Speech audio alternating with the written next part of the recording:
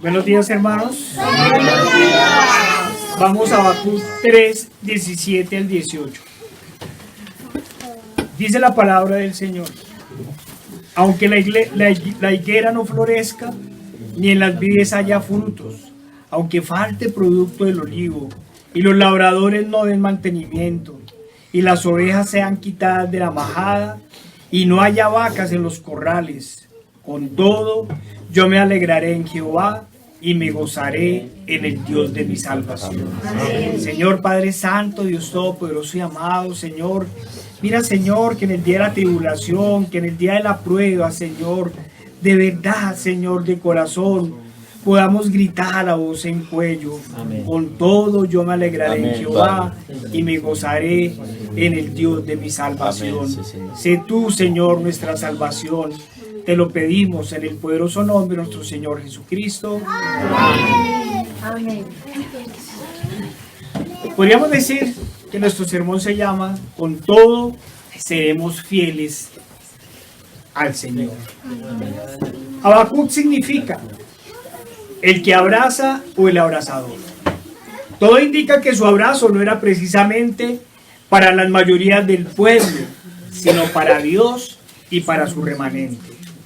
Habacuc fue profeta entre el 612 y el 589 a.C. La situación de la época no es muy satisfactoria. Manifiesta un comentarista bíblico que los últimos cuatro reyes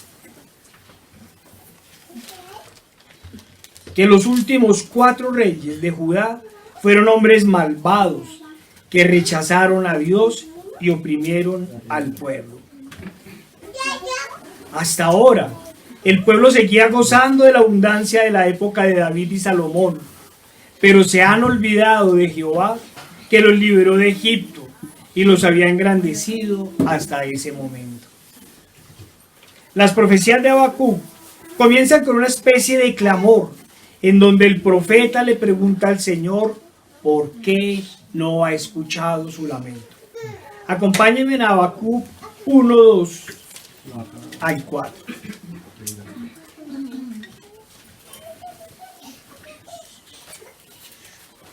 Decía Habacuc: ¿hasta cuándo, oh Jehová, clamaré y no oirás? Y daré voz hacia ti a causa de la violencia y no salvarás. ¿Por qué me haces ver iniquidad y haces que vea molestia? Destrucción y violencia están delante de mí, y pleito y contienda se levantan. Por lo cual la ley es debilitada y el juicio no sale según la verdad. Por cuanto el impío asedia al justo, por eso sale torcida la justicia. El clamor es precisamente por el pecado del pueblo y sus gobernantes. Pues Habacuc siente que el Señor no hace nada contra el que hace iniquidad. Por el contrario, ve cómo los malos prosperan y los pobres son sometidos. No muy diferente a lo que vivimos ahora, hermanos. Hermanos, ¿cómo clamaremos a Dios por justicia en estos momentos de incredulidad, de corrupción, de justicia social, de inmoralidad y de máxima apostasía? ¿Cómo sería nuestro clamor? Una época tan terrible, en eso estamos. Una época en donde creemos que el pecado ha llegado a su máxima expresión. Pensamos que el hombre no puede caer más bajo. Y ¡puf!, de un momento a otro, un hecho de inmoralidad o de herejía inimaginable ocurre. Igual, pensamos que la apostasía ha llegado a su máximo esplendor y que las mentiras de los engañadores y los lisonjeros han tocado fondo, que no se puede caer más bajo. Y de pronto nos encontramos a Bergoglio repartiendo perdón de pecados a homosexuales, a asesinos, a borrachos, a fornicarios, a incrédulos, en fin, repartiendo lisonjas a todos aquellos que supuestamente mueren de coronavirus.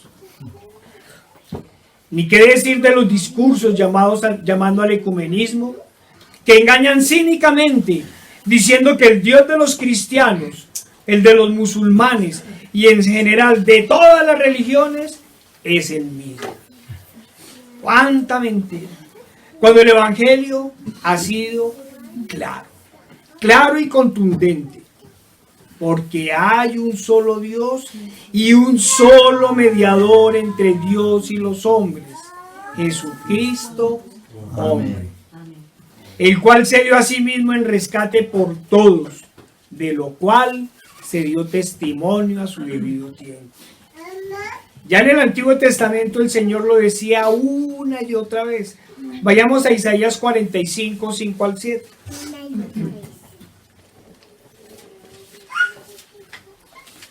Nos dice el Señor: yo soy Jehová y ninguno más hay. No hay Dios fuera de mí. Yo te enseñaré, aunque tú no me conociste, para que se sepa del nacimiento del sol y hasta donde se pone, que no hay más que yo Jehová, y ninguno más que yo, que formo la luz y creo las tinieblas, que hago la paz y creo la adversidad. Yo, Jehová, soy el que hago todo esto. Hay un solo Dios verdadero, el Dios de la vida. O a veces creemos que los falsos maestros en el protestantismo han llegado al fondo de su apostasía, que no vamos a escuchar peores herejías, cuando de pronto oímos una voz altanera: sorprendamos a Dios, dice uno, sorprendamos.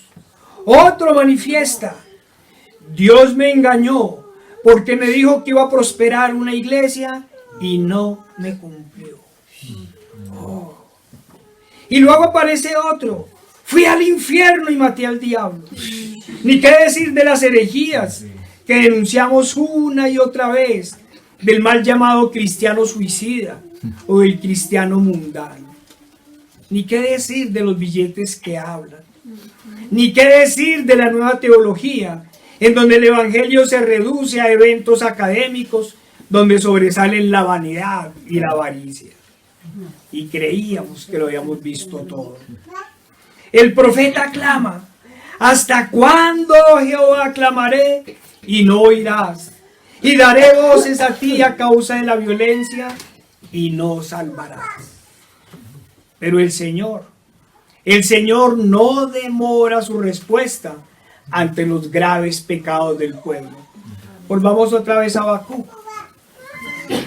Habacuc 1, 5 al 8. Aquí es donde uno pregunta: ¿no estaremos clamando con fe? ¿Será tal nuestra incredulidad que Dios no ha querido escuchar nuestro clamor? Porque Habacuc clamó y el Señor no demoró su respuesta. Le dijo: mirad entre las naciones y ved y asombraos, porque haré una obra en vuestros días, que aun cuando se os contare, no la creeréis. Porque he aquí, yo levanto a los caldeos, nación cruel y presurosa, que camina por la anchura de la tierra para poseer las moradas ajenas. Formidable es y terrible. De ella misma procede su justicia y su dignidad. Sus caballos serán más ligeros que leopardos y más feroces que lobos nocturnos, y sus jinetes se multiplicarán. Vendrán de lejos sus jinetes y volarán como águilas y se apresuran a devorar. Toda ella vendrá a ser a la presa. El terror va delante de ella y recogerá cautivos como arena. Escarnecerá a los reyes y de los príncipes hará burla. Se reirá de toda fortaleza y se levantará terraplén y la tomará. ¿Cuáles eran esas maravillas que iba a hacer el Señor? ¿Cuáles iban a ser las maravillas? Contrario a lo que algunos podrían pensar, Sus maravillas, como le decía, era fortalecer a uno de los principales enemigos, al más cruel sobre todos los demás. De esa forma, cae Nínive, es derrotado y humillado el poderoso ejército egipcio, y la próspera Judá quedará en ruinas. Se levantarán los caldeos como instrumento de Dios para castigar a un pueblo desobediente y de dura cerviz. Estas son las cosas que no entiende la falsa teología de la prosperidad o la falsa teología del solo amor. No hablo de Roma, porque su doctrina es totalmente diabólica, pero unos y otros desconocen la justicia de Dios, del único Dios verdadero, del único santo, santo, santo. Unos y otros olvidan que el juez justo es quien gobierna, el cual, como hemos dicho y lo dice la Escritura, pagará a cada uno conforme a sus obras. Vida eterna a los que perseverando en bien hacer buscan gloria y honra e inmortalidad. Pero ira y enojo a los que son contenciosos y no obedecen a la verdad, sino que obedecen a la injusticia. Tribulación y angustia sobre todo ser humano que hace lo malo, el judío primeramente y también el griego. Pero gloria, honra y paz a todo el que hace lo bueno, al judío primeramente y también al griego, porque no hay acepción de personas para con Dios. Estas son las promesas del Señor. A cada cual pagará conforme a sus obras. El Señor una y otra vez había enviado las advertencias al pueblo por medio de sus profetas y de su ley. Pero el pueblo, como siempre, no quiso escuchar. Y en lugar de ello, apresaron a los profetas. A unos los golpearon y a los otros los asesinaron. Se negaron a escuchar las advertencias del Todopoderoso porque tenían sus esperanzas puestas en las riquezas y en las vanaglorias de este mundo.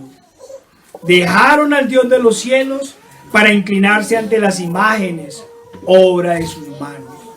De esta forma, y luego de 3 invasiones, en el año 586 a.C., Judá es invadida por última vez, destruida, y sus habitantes, los que sobrevivieron, llevados a cautiverio. No quisieron escuchar las advertencias de Dios. Hermanos, ¿cuántas guerras hemos tenido en estos últimos 2000 años? ¿Cuántas pestes? ¿Cuántos terremotos? ¿Cuántas inundaciones? ¿Cuántos incendios a gran escala? ¿Cuántas hambrunas? ¿Cuántas miserias? ¿Cuántos cristianos, profetas de Dios, han sido asesinados en estos 2000 años? Pero el hombre no ha querido entender los mensajes del Señor. A la idolatría, a la avaricia, a la corrupción moral y en fin, a todos los pecados, en estos últimos 200 años le han agregado el mal llamado racionalismo y con él la incredulidad. Fuera de todo. Digo el mal llamado racionalismo porque estoy convencido que no hay nada más irracional que negar la existencia del Dios Todopoderoso. Eso sí es irracional. Recordemos, hermanos, que los profetas siempre han sufrido persecución y después de la venida del Señor no fue la excepción. Primero sufrieron la persecución de los judíos, que pese a todas las maravillas hechas, no quisieron reconocer al Señor ni a sus apóstoles. Luego viene la persecución del Imperio Romano, luego la Inquisición, luego el racionalismo, luego el comunismo y ahora la persecución en nombre de la mal llamada tolerancia y el falso amor. Este mundo todo lo tolera. La homosexualidad, la fornicación, el robo, la idolatría. Lo único que no tolera es el Evangelio del Señor. Así es. Recordemos que los profetas del Señor, como decíamos, han sido perseguidos. No podemos esperar, hermanos, una excepción con nosotros. Hermanos, en medio de estos justos juicios de Dios, en medio de los juicios de Dios contra Judá, recordemos que estaba derrotada. Y los sobrevivientes habían sido deportados, habían sido esclavizados en Babilonia. En medio de esa situación es en donde el remanente fiel al Señor comenzaba a decir: aunque la higuera no florezca, ni en las vides haya frutos, aunque falte el producto del olivo y los labrados no den mantenimiento, y las ovejas sean quitadas de la majada, y no haya vacas en los corrales, con todo yo me alegraré en Jehová y me gozaré en el Dios de mi salvación. Imagínense esa escena, todo destruido, llevados a esclavitud, y mientras los impíos se rompían las vestiduras, se rasgaban y gritaban contra el Señor, los justos decían: con todo yo me alegraré en Jehová y me gozaré en el Dios de mi salvación. Amén. John Hill nos dice que el Señor nos envía dos mensajes en este texto bíblico. Uno, frente realmente a la comida y la paz, y otro hace relación a las personas. En el primer mensaje podemos ver que han venido los juicios de Dios contra un pueblo de dura cerviz. La muerte, la pestilencia y el hambre han reemplazado a las prósperas cosechas, a la abundancia de pan, a la gordura de los ganados, a la tranquilidad y a la paz. De amos han pasado a ser esclavos. Pero en medio de los juicios de Jehová, su remanente se mantiene fiel. El pueblo ha entendido que los juicios del Señor son justos y que este es el costo de su pecado. Que así como el Señor hace llover sobre justos e injustos, no pocas veces sucede lo mismo con los juicios de Dios. Además, hay que tener en cuenta que en este caso el juicio era precisamente contra el pueblo de Dios. Cosa diferente fueron las plagas de Egipto. El Señor nos recordaba en este juicio que siempre el juicio comenzará por su casa. Y que son muchos los llamados, pero pocos los escogidos. El pueblo se había apartado de Dios y de su ley. Y el Dios Todopoderoso les enviaba la primera destrucción: la muerte del cuerpo para unos y la esclavitud para otros. Pero luego vendrá la segunda destrucción, la peor, la condenación del alma para todos aquellos que no se arrepintieron. Todo había quedado destruido. Ya no había cultivos ni ganado. Todo había quedado reducido a cenizas. Solo había muerte, peste, terror y esclavitud. Pero aún así, en medio de esta dura situación, el remanente salvo está tranquilo. Amén. Imagino a los ateos y a los falsos creyentes diciendo: ¿cómo puede alguien estar tranquilo en medio de la destrucción y el caos? Bueno, en realidad el pueblo, el profeta, y los fieles en realidad no estaban tranquilos. Estaban alegres y gozosos. Oh sí, con todo yo me gozaré en Jehová y me gozaré en el Dios de mi salvación. Amén. ¿Cómo? ¿Por qué estar gozosos y alegres en medio de la muerte y de la destrucción? Porque el remanente tenía claro que el problema no era morir. El problema era morir siendo enemigos de Dios. Ese sí es un problema. El problema no era quedar desamparados, o sin comida, o sin abrigo ni techo. El problema era quedar desamparados sin Dios. Eso sí era un problema. Por eso ellos estaban tranquilos, porque sabían en quién habían confiado.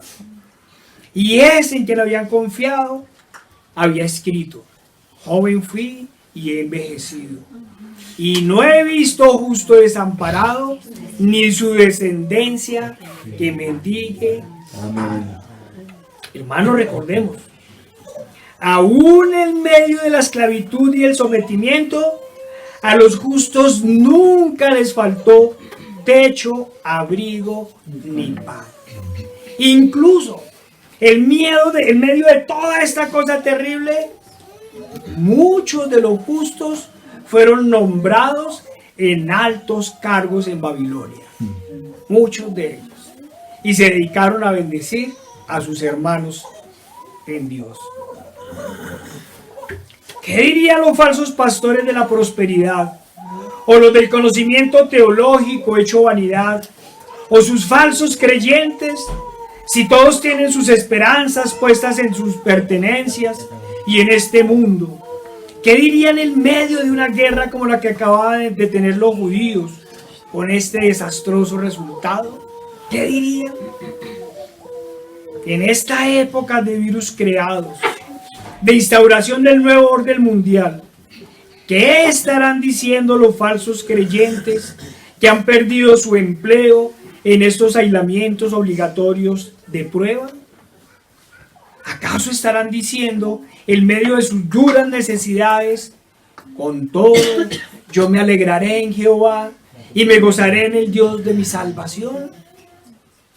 ¿O estarán diciendo como Job: desnudo salí del vientre de mi madre y desnudo volveré allá? Jehová dio, Jehová quitó, sea el nombre de Jehová bendito. Amén. ¿O acaso dirán ellos y sus familias, como dijo el mismo Job: recibiremos de Dios el bien y el mal no lo recibiremos? No podemos negar, hermanos, que todos esperamos la mano milagrosa de Dios para que nos libere y nos quite cualquier dificultad. Pero se nos olvida que la soberanía de Dios es perfecta y santa, y que la respuesta no siempre es la que esperamos. Todo depende de los maravillosos planes que el Señor tenga para nosotros. Y recordemos que entre sus planes ha estado que muchos de sus siervos sean perfeccionados en torturas y muertes crueles, porque las pruebas es que son probados, valga la redundancia, los creyentes, son fortalecidos. Hermanos, en la dificultad tendremos la fe y la seguridad en Dios que tuvieron los amigos de David antes de ser echados en el horno. De Daniel. Recordemos. Vayamos a Daniel 3, 14 al 18.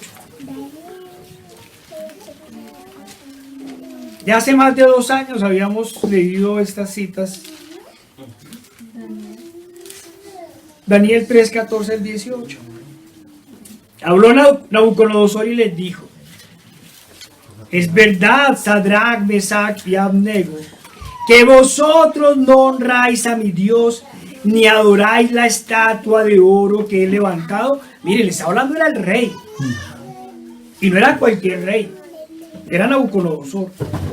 Ahora pues, ¿estáis dispuestos para que al oír el son de la bocina, de la flauta, del tamboril, del arpa, del salterio, de la zampoña y de todo instrumento de música, os postréis y adoráis la estatua que he hecho?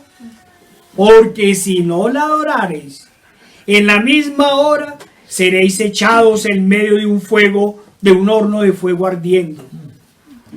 ¿Y qué Dios será aquel que os libere de mis manos? Sadrach, Mesach y Abednego respondieron al rey Nabucodonosor diciendo: no es necesario que te respondamos sobre este asunto. He aquí, nuestro Dios a quien servimos puede librarnos del horno del fuego ardiente, y de tu mano, rey, nos librará. Y si no, sepas, oh rey, que no serviremos a tus dioses, ni tampoco adoraremos a la estatua que has levantado. Amén. Amén. Tocará preguntarle a los pastores cobardes de hoy si estos hombres pecaron por desobedecer a las autoridades. Pero quedémonos con lo fundamental de su respuesta. He aquí, nuestro Dios a quien servimos puede librarnos del horno del fuego ardiendo, y de tu mano, rey, nos librará. Y si no, sepas, oh rey, que no serviremos a tus dioses, ni tampoco adoraremos la estatua que has levantado. En pocas palabras dijeron: seremos fieles al Señor si nos libra de la muerte, pero también lo seremos si no. Amén. Amén. Sin importar lo que ocurra, Jehová es nuestro Dios. Sabemos cuáles son sus promesas. Eso dijeron los tres amigos de Daniel. Pensemos, hermanos, nuevamente, que eran los falsos creyentes y sus falsos pastores que van por la puerta ancha esperando prosperidad económica, tranquilidad, paz y seguridad. Si el Señor quisiera probarlos como prueba a sus hijos al fuego, como se refina el oro. Pensemos, ¿qué dirán? ¿Acaso dirán como el profeta: con todo yo me alegraré en Jehová y me gozaré en el Dios de mi salvación? ¿O qué harán si el Señor en su ira por su pecado les enviara los juicios que envió a Israel y a Judá? ¿Se inclinarán ante el Señor en humillación para pedir perdón y misericordia? ¿Qué harán?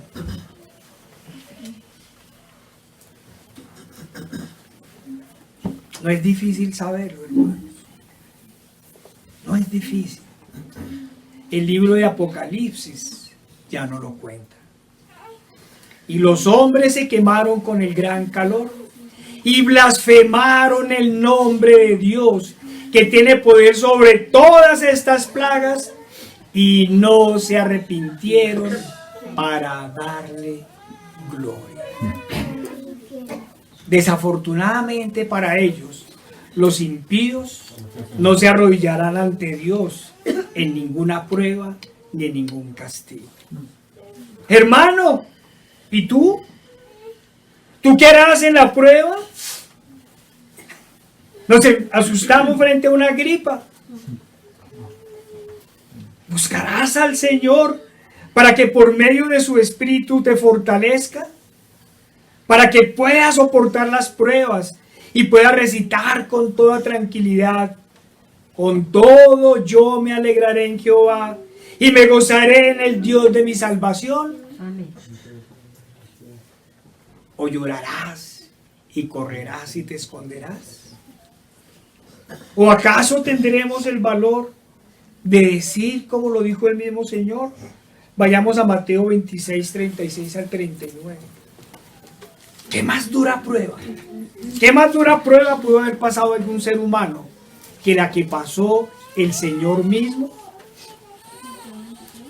Mateo 26, 36 al 39. Entonces llegó Jesús con ellos a un lugar que se llamaba Getsemaní y dijo a sus discípulos: sentaos aquí, entre tanto que voy allí y oro. Y tomando a Pedro y a los hijos de Zebedeo, comenzó a entristecerse y a angustiarse en gran manera. El Señor ya sabía lo que venía. Entonces Jesús les dijo: mi alma está muy triste hasta la muerte. quedaos aquí y velad conmigo. Yendo un poco adelante, se postró sobre su rostro, orando y diciendo: Padre mío, si es posible, pase de mí esta copa, pero no sea como yo quiero, sino como tú. Nuestras pruebas, hermanos, son para purificarnos. Las disciplinas no son otras cosas que las consecuencias por nuestros pecados. Todo lo que quisiera hacernos pasar el Señor por nuestro pecado sería más que justo. Pero nuestro Señor Jesucristo es el Santo, el único perfecto. No necesitaba purificarse, ni necesitaba disciplina. Estaba pagando por los pecados de nosotros. Su amor por nosotros significaba el más duro de todos los sacrificios. Sin embargo, lo hizo voluntariamente y lo hizo en tal obediencia al Padre. Muy posiblemente el Señor también dijo: con todo, yo me alegraré en Jehová y me gozaré en Dios. Él no iba a decir en el Dios de la salvación, porque el Señor no necesitaba ser salvado. Pero la gente no quiere pasar un solo dolor. Aquí nos lo han dicho una y otra vez estos días. Nos duele un poquito una muela y nos tomamos una cantidad de pastillas. No quieren pasar un solo dolor, una sola dificultad. No quieren sacrificar nada, ni siquiera su pecado. Engañados por las lisonjas de las falsas iglesias, creen que pueden seguir viviendo en disoluciones y pecados y aún así ser salvados. A la más mínima dificultad reclaman a Dios, y como los israelitas dicen: a eso nos trajiste, estábamos mejor que en Egipto. Al más mínimo dolor reniegan del evangelio, y no pocos vuelven a Roma, a los ídolos, o caen en total incredulidad. Y entonces, al igual que cuando estaban en Roma, comienzan a denigrar de la palabra de Dios. Cosa diferente los verdaderos creyentes. Hace apenas unos días le pregunté a un amigo cuya madre estaba enferma que cómo seguía, y su tranquila respuesta fue: bien, muy bien. Falleció hace 4 días en las manos del Señor. Hace 2 años se había retirado de Roma y había pedido perdón por su idolatría. Había sido una mariana, pero hacía más de 2 años había llegado el verdadero evangelio. Esa fue su respuesta. Bien, bien. Hace 4 días está en las manos del Señor.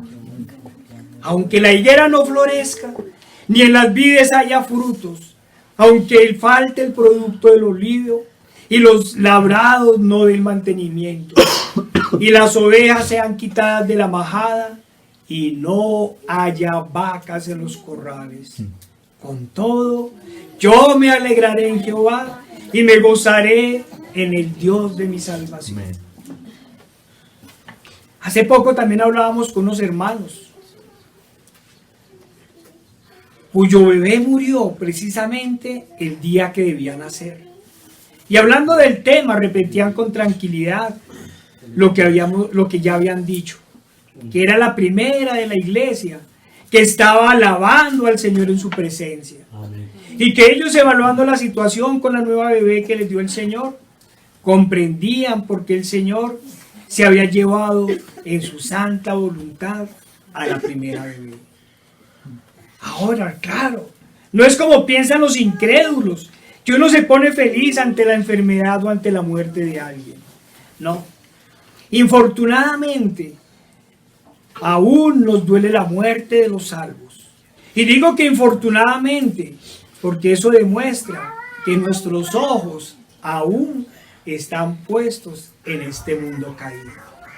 Hermanos, cada dificultad en asuntos terrenales que nos quite la tranquilidad debe preocuparnos grandemente, porque nos muestra que nuestro corazón y nuestra mirada aún están en las cosas de este mundo.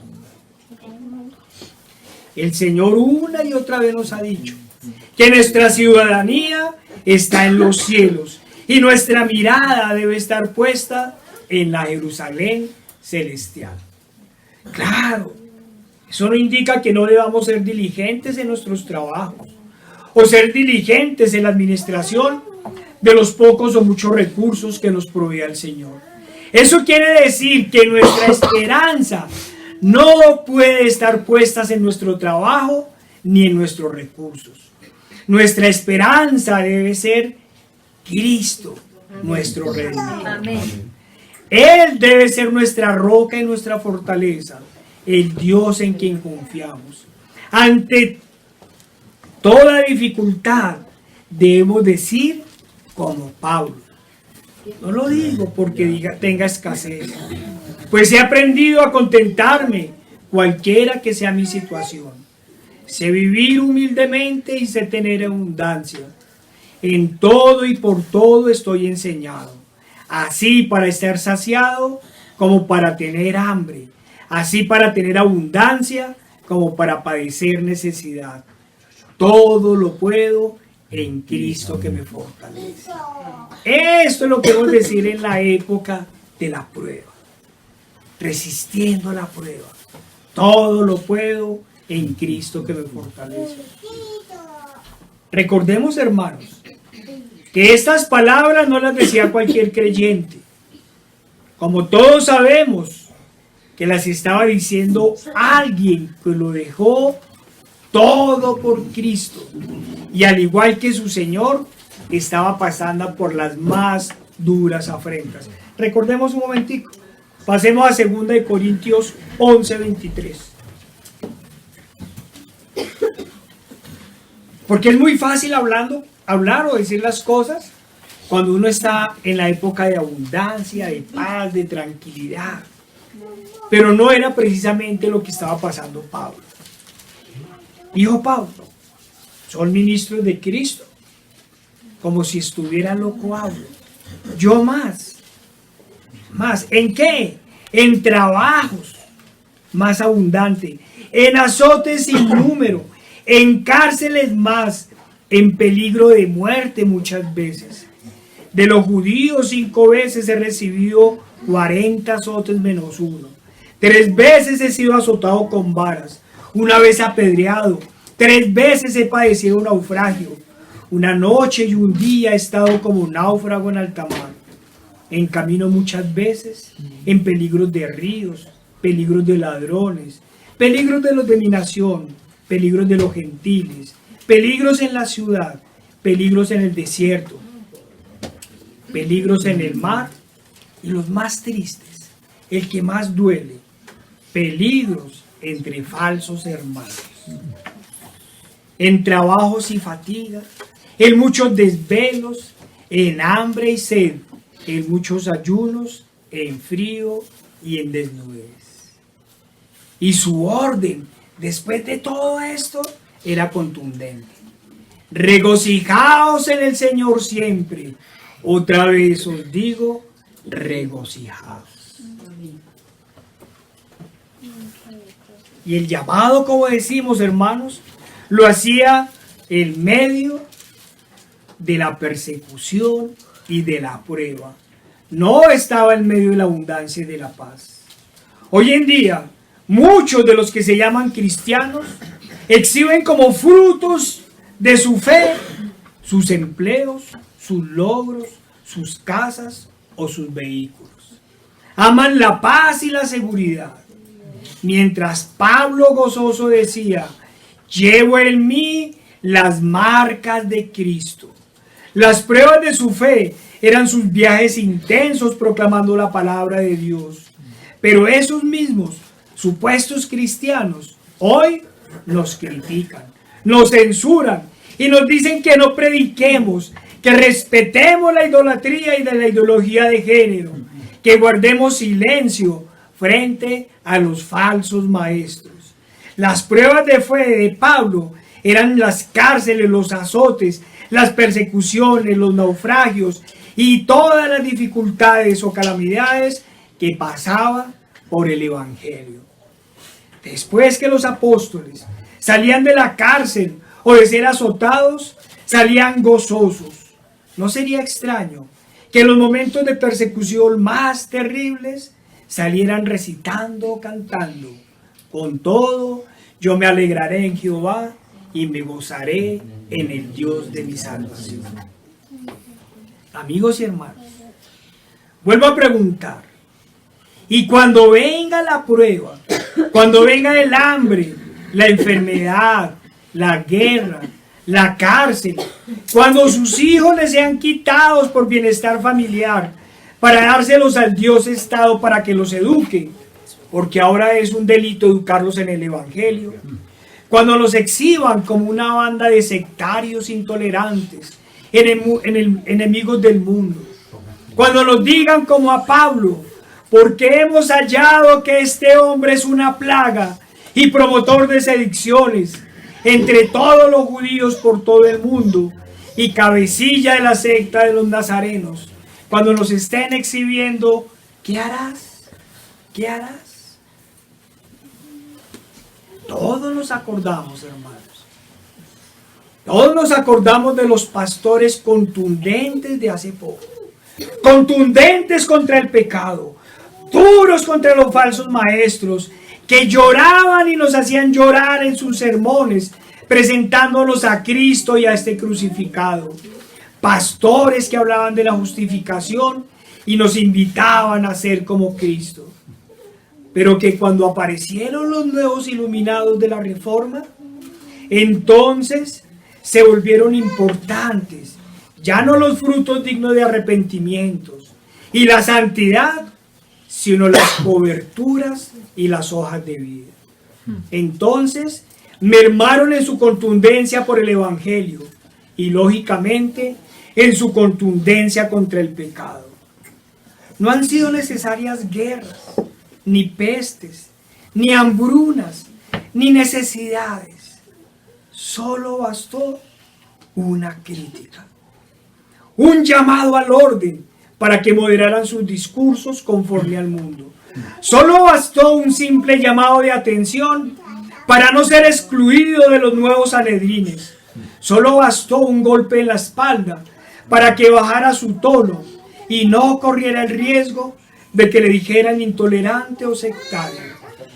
O solo fue necesaria una crítica, una simple crítica que afectara su enorme autoestima, para que se olvidaran de Cristo crucificado, del arrepentimiento, de la santidad, de combatir por el Evangelio y contra los falsos maestros.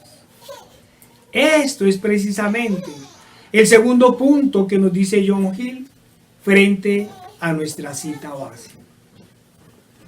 Dice John Hill: las higueras, las vides y las aceitunas se utilizan a menudo como emblema de personas verdaderamente bondadosas. Nos dice el Salmo 52:8: pero yo estoy como olivo verde en la casa de Dios, en la misericordia de Dios confío eternamente. Amén. Esos son los frutos, los olivos que nos están hablando. En parte debido a su fecundidad, en gracia y buenas obras, y en parte por su perseverancia. Todos estos son árboles fructíferos, y algunos como el de olivo, siempre verdes. De tales personas a veces hay escasez, como se queja en los tiempos de David y de Miqueas. ¿Qué pasaba en esos tiempos? Nos lo dice el Salmo 12:1. Salva, oh Jehová, porque se acabaron los piadosos, porque han desaparecido los fieles entre los hijos de los hombres. Habla mentira cada uno con su prójimo, hablan con labios lisonjeros y con doblez de corazón. Y nos sigue diciendo John Hill: y especialmente habrá en la época moderna, porque los hombres justos y misericordiosos serán quitados del mal por venir. Habacuc nos estaba escribiendo en el siglo VI antes de Cristo y John Hill hace 300 años. Nos dice Isaías 57:1: perece el justo y no hay quien piense en ello, y los piadosos mueren y no hay quien entienda que delante de la aflicción es quitado el justo. Y sin embargo, sigue Hill, habrá muy pocos cristianos vivos, espirituales y fructíferos, como los que abundan en el ejercicio de la gracia y son diligentes en el cumplimiento del deber. Porque cuando venga el Hijo del Hombre, no encontrará fe en la tierra, y Él encontrará a las vírgenes durmiendo. Sigue Hill. Los campos que no producen carne pueden significar que las provisiones de la casa de Dios serán cortadas. No habrá, oigan, no habrá administración de la palabra ni administración de ordenanzas. La palabra del Señor será escasa, rara y preciosa. Por les digo, uno escribió en el siglo VI antes de Cristo y otro en el año y otro hace 300 años. Habrá hambre, no de pan ni de agua, sino de escuchar la palabra del Señor. Uno de los días del Hijo del Hombre será deseado, pero no disfrutado. Así que no hay alimento espiritual en el uso de los medios que se tienen. Y ahí nos citan Amós 8:11. He aquí, vienen días, dice Jehová el Señor, en los cuales enviaré hambre a la tierra. No hambre de pan ni de sed, sino de oír la palabra de Jehová. Y dice Lucas 17:22. Y dijo a sus discípulos: tiempo vendrá cuando desearéis ver uno de los días del hombre y no lo veréis. El rebaño que está cortado, sigue diciendo Hill, puede denotar que las ovejas de Cristo serán entregadas a la matanza del enemigo o se dispersarán en el extranjero en este día oscuro y nublado de persecución, para que no haya redil, ni rebaño, ni ovejas reunidas. Y tal vez sea así, que no habrá una iglesia congregada visible en el debido orden en todo el mundo. ¿Qué está pasando hoy? Todo se romperá y se dispersará aquí y allá. Ningún rebaño o bueyes habrá en el establo. Esto puede significar que los ministros del Evangelio, en comparación con los bueyes por su fuerza, industria y laboriosidad en la obra del Señor, serán removidos o no sufrirán para el ejercicio de su ministerio, ni serán alentados por ninguno de ellos. Este será el caso en el asesinato de los testigos y será un momento muy angustiante. Yo no sé, hermanos, pero cuando yo leía esto, yo miraba la iglesia cada uno en sus casas, el rebaño disgregado, los pastores cómodos en sus sillones o en sus mansiones, y los fieles escuchando el sermón, y acabado el sermón cambian de canal. Es más, yo me imagino que se encontraban en el sermón o se encuentran en el sermón canaleando. Eso es lo que nos están diciendo. ¿Acaso no estamos leyendo un profeta de Dios? Pregunto. Releamos y pensemos en el estado de la iglesia durante esta pandemia. Claro que Habacuc estaba describiendo lo que sucedería en su futuro cercano cuando fueran derrotados y deportados a Babilonia.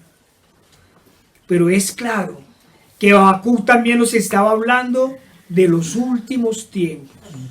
Y John Hill, como instrumento de Dios, tampoco se equivoca en su interpretación bíblica, sobre el segundo significado de nuestra cita base. Esto es precisamente lo que estamos viviendo. ¿Dónde están las personas bondadosas? ¿Dónde están las personas piadosas? ¿Dónde están los cristianos vivos, espirituales y fructíferos? ¿Cuántos estamos esperando la segunda venida del Señor como las vírgenes prudentes? ¿En dónde se están reuniendo las iglesias para alabar a Cristo y engrandecer su nombre como Él nos lo ordenó?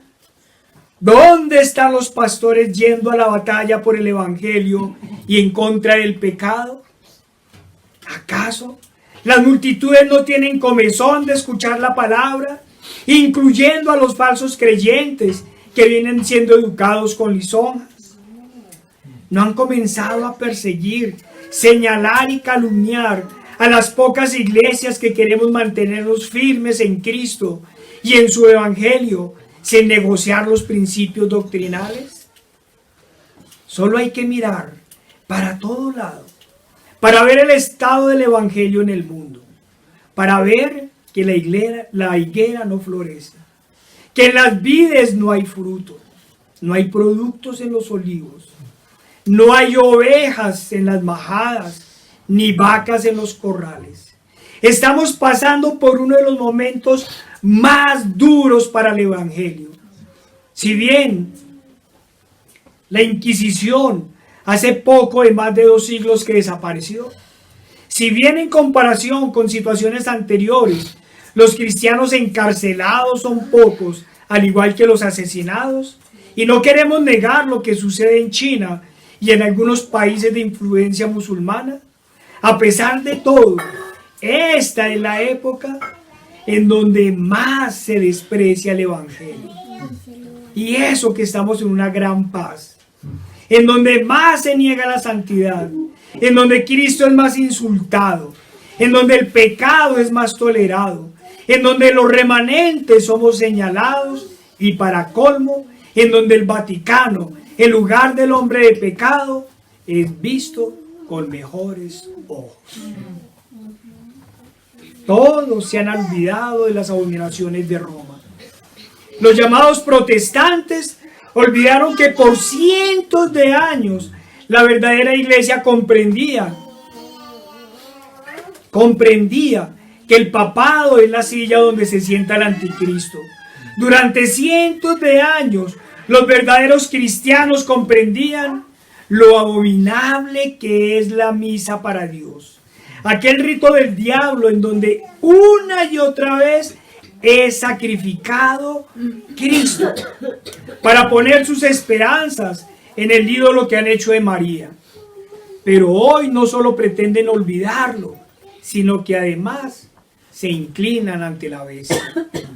Una vez más, los enemigos se amistan y hacen alianzas para atacar a Cristo y su iglesia.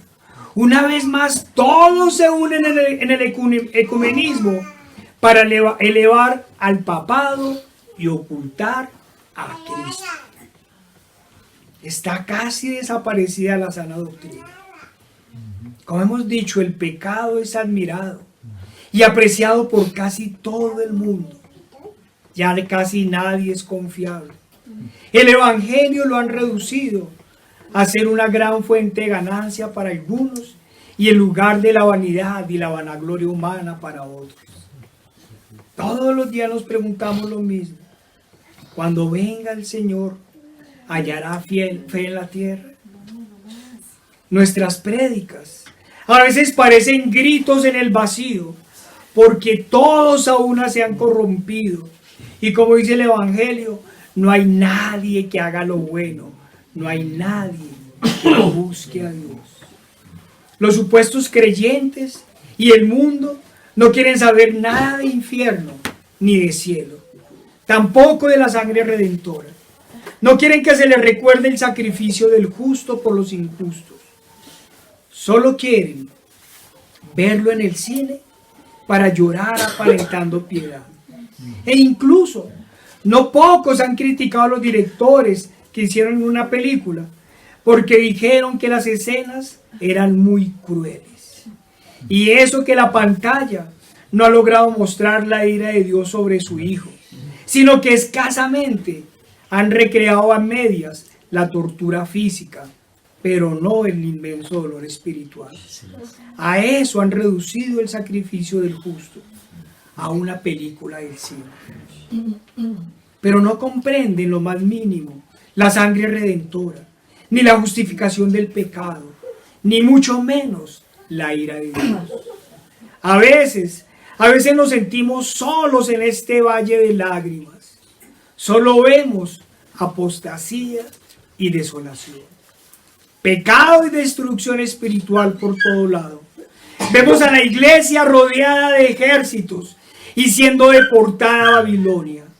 Pero hermanos, todo esto es precisamente lo que nos impulsa a no desmayar, amén, a mantenernos fieles al amén, Señor, a sus promesas, a proclamar su santa palabra a los cuatro vientos, amén, a batallar contra la incredulidad, a batallar contra los falsos maestros, a batallar contra la apostasía, a batallar contra el pecado, incluyendo el nuestro, a caminar hacia la santidad. Esta terrible situación de corrupción máxima es la que nos permite ver que no está lejos la segunda venida de nuestro Señor. Esta es precisamente, esta desolación es la que nos impulsa a proclamar nuestra fe y a cantar. Cantemos. Aunque la higuera no florezca, que se escuche, hermano, vive, salga fruto, y si los campos no dan sus cosechas, y los rebaños se acaben, con todo yo me alegraré en Jehová, con todo yo me alegraré en Jehová, y me gozaré en el Dios de mi salvación, yo me gozaré. Jehová el Señor es mi fortaleza, Jehová el Señor es mi fortaleza, elevadas en mis pies como de siervas y en mis alturas me hace andar. Amén. Señor Padre Santo, Dios Todopoderoso y amado, mira, llénanos de ti, Señor, de tu Espíritu, Señor. No permita, Señor, que fallezcamos, Señor. No permita, Señor, que negociemos tu evangelio, Señor. No permita, Señor, que el pecado entre en esta iglesia, Señor. Ay, Señor, aunque la higuera, Señor, no dé su fruto, Señor. Padre, glorifícanos, Señor, en ti, Señor. Amén. Gózanos en ti, Señor. Amén. Te lo pedimos en el poderoso nombre de nuestro Señor Jesucristo. Amén. Amén. Amén.